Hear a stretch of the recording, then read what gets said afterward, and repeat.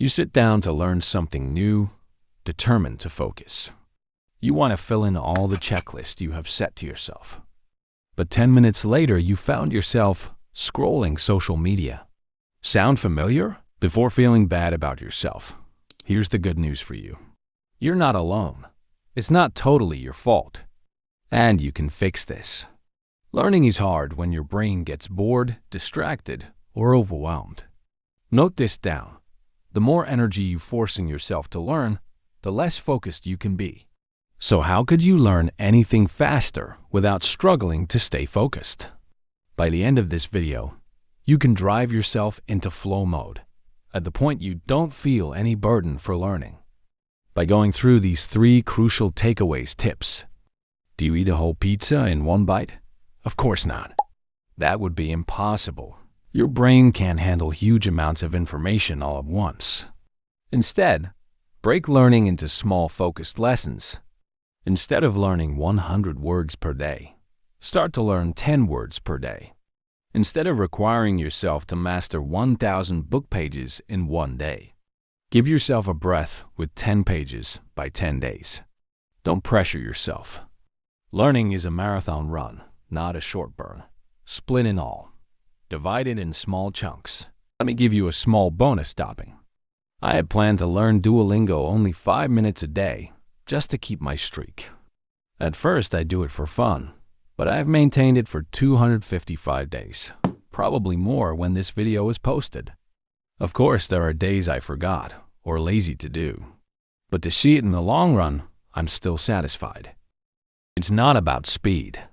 It's about consistency. Be honest. Would you rather read a 10-page document or watch a 2-minute video? Here is the fact. Your brain hates text-heavy content, but it loves visuals.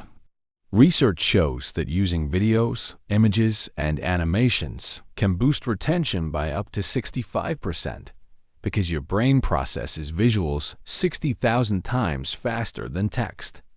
That's mean 90% of information transmitted to the brain is visual. It's not just about speed, it's about engagement. When you see and hear information at the same time, your brain forms stronger connections, making learning more effective and enjoyable. Watching till here, have you ever regret about learning boring lessons at school? If your teachers use a learning authoring tool to create video lessons, with their talking head, insert some game-based lessons. Then the knowledge you get may stay longer in your mind. However, if they are unable to do that, you have to make your own ways. So, instead of scramming at a textbook, go to find yourself a better way to consume knowledge. Watch videos, create mind maps, do experiments. You watch a video and it all makes sense. You've got this. Then, poof, you can't remember a thing. Here's the problem: passive learning doesn't work. Just watching or reading something doesn't mean you'll remember it later. To really learn, you need to test yourself. Why? Because when you actively recall information, your brain strengthens its memory pathways. Studies show that self-testing improves retention by up to 50%, way more effective than just rewatching videos. There are 2 ways you can test yourself. First, the traditional way.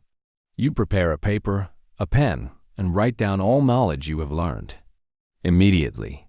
Because if you delay overnight, the next day you only can recall of 20 to 30% of the lesson, or you forget to do it.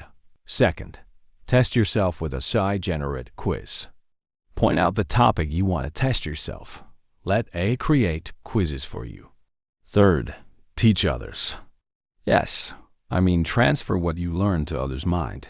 Because when you think you understand something, until you have to explain it, passive learning tricks your brain into thinking you've mastered something when you really haven't. According to the learning pyramid, if you attend the lectures, you would remember 5%.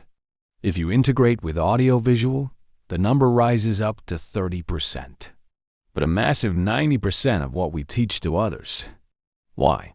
Because when you teach, your brain has to reorganize information, fill in gaps, and make connections. And emotions. Therefore, if you have learned something new in this video, share it to others. And one last sentence. It's not totally about learning more. It's about doing more with your knowledge. What one small step would you take now?